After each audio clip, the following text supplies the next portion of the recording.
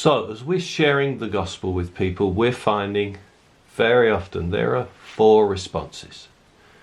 And we're going to look at these in Acts 17, 32 to 34.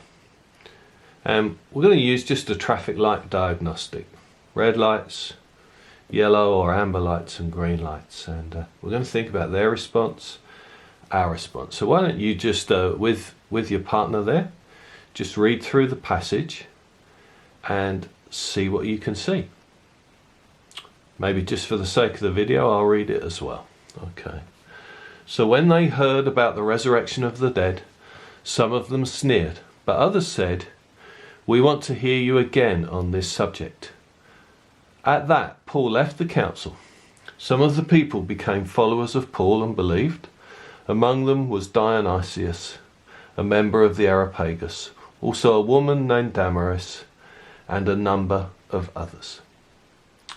So here we see 3 responses in this passage. When some of them heard the message of the resurrection from Paul, they sneered. Okay, so we're always going to find people who, when we share the gospel with them, or even just offer to share the gospel with them, their response is going to be no. And don't be put off by that at all. It's going to happen.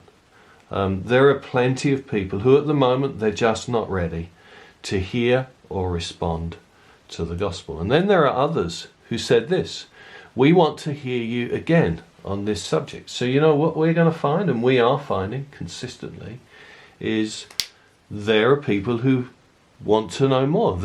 Wow, this is interesting. I may be interested in this. I'd love to hear some more. Yeah, I'd be happy to meet again. Okay. And then a third response is some of the people became followers of Paul and believed. So we're finding people everywhere. If you're sharing the gospel, you're going to find people who there and then they're ready to turn and believe on Jesus. And then you know, as we're out sharing the gospel, we find a 4th response. And the 4th response we find is this: we're finding people who are believers. They're already believers. They describe themselves as Christians. Okay? And they're already following Jesus. So why not just with your partner there?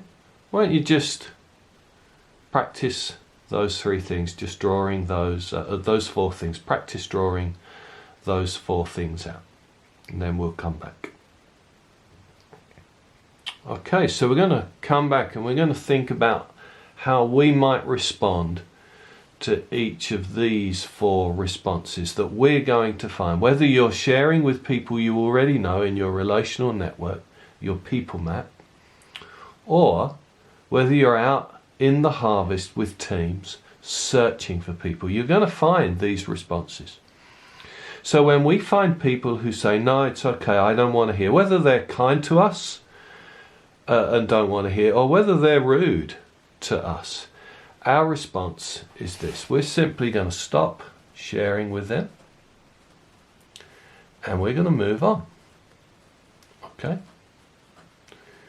You see, we're real clear about the work. We're searching for people who are ready to receive us, receive the gospel, and receive the mission.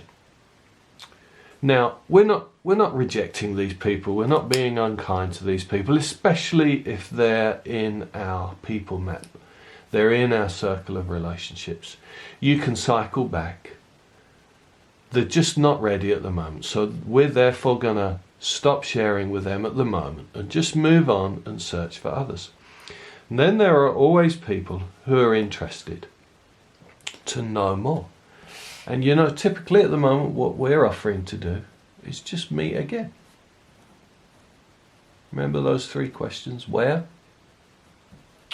when, and who else. So we're going to meet again with these folks and just offer to share more. A place that's good for them, a time that's good for them, and maybe, you know, always looking for could they introduce us to others that we could share with. So maybe their family or their network of relationships. And we're maybe going to share some stories of Jesus. Okay. We have something that we call stories of hope. And you know what? We want to keep sharing the gospel with them. The 3 circles. Okay. You know, we're finding some people, they need to hear the gospel a few times, numbers of times, before they're ready to turn and follow Jesus. So at the moment, we're offering to meet these people again, to get a follow-up, hopefully to meet other members of their relationships or family. And we're going to share stories of hope from the Bible with them. And we're going to keep sharing the gospel with them and inviting them to follow Jesus and see what happens. We're not going to invest all of our time there. We're still going to be searching for people who are ready, because we're really looking for those people of peace. Okay. And then as you're out sharing the gospel, you are definitely going to find people who are ready to turn and follow Jesus. You know, even within your existing relationships, people are ready, they are searching. Okay. So with these people, okay, we're going to meet again.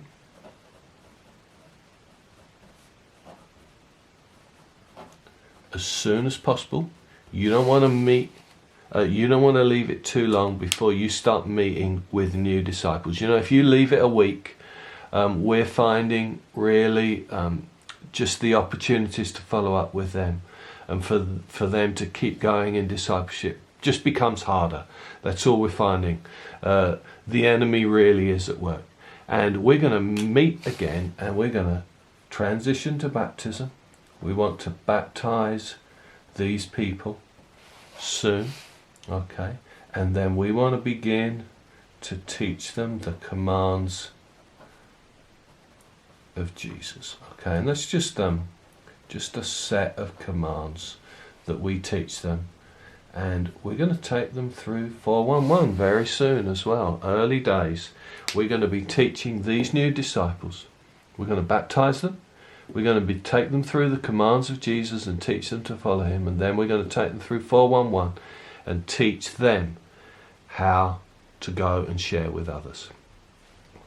And then we often find believers. And, you know, don't be afraid when you meet other believers. Don't think, oh, you know, they're okay. We're finding a couple of things. They're ready to either be trained, or, you know, some people describe themselves as believers and then we share the gospel with them and they're like, oh, do you know what? I'm not a believer like that. And so we lead them to truly follow Jesus. And again, you can meet these people again, time allowing for you, obviously. If you're meeting a lot of people, you might find yourself being really busy. Okay? And you're going to train them in 411. You could train them in the commands, so how to lead others. Okay? And then maybe you could offer to go train their church with them. Okay? And we've picked up loads of trainings in that way. We meet somebody in the harvest. They love what we're doing. They're very excited by it.